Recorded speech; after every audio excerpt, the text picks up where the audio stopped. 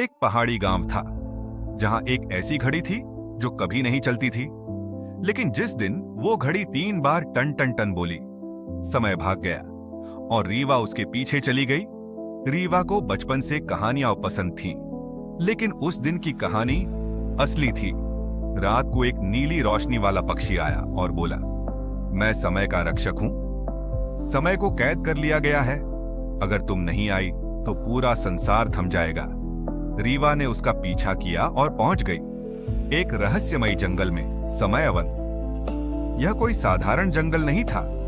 यहाँ पत्ते भी टिक टिक करते थे और जहां दिन कभी आता नहीं था, रात कभी जाती नहीं थी, वहां उसका सामना हुआ एक अघोरी बाबा से, जो कहता है, समय अब मेरा है।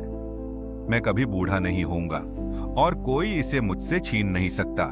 समय को छुड़ाने के लिए रीवा को करने थे 3 चमत्कारी काम। उल्टी बहती नदी से भूत की रेत लाना, भविष्य का फूल खोजना जो सूरज उगने से पहले ही मुरझा जाता है, और अब का आईना जिसमें जो दिखे वो मिट जाए। तीसरे काम में रीवा को आईने में खुद को देखना पड़ा, और जैसे ही उसने अपनी आंखों में झांका, वो समय के साथ गायब हो गई। लेकिन रीवा कहीं नहीं थी। सब कुछ तो ठीक हो गया था। घड़ी चलने लगी, मौसम सामान्य हो गया, पर गांव वालों की आंखें बस रीवा को ढूंढ रही थीं। हर कोई परेशान था।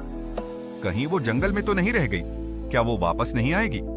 गांव वाले मंदिर, जंगल, तालाब, हर जगह उसे खोजते रहे।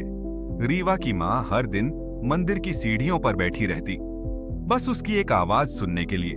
इसी तरह 7 दिन बीत गए और फिर 7वें दिन वो घड़ी फिर से 3 बार टन टन टन बोली। गांव के तालाब के बीचों बीच एक नीली रोशनी चमकी और वहां रीवा खड़ी थी, भीगती हुई, मुस्कुराती हुई और जिंदा। समय ने उसे एक मौका दिया था, या तो वो हमेशा के लिए समय की रक्षक बन जाए या अपने परिवार में लौट आए। रीवा ने चुना वापसी, पर एक शर्त पर।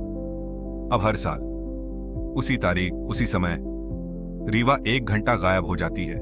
कहां जाती है, क्यों जाती है, ये कोई नहीं जानता।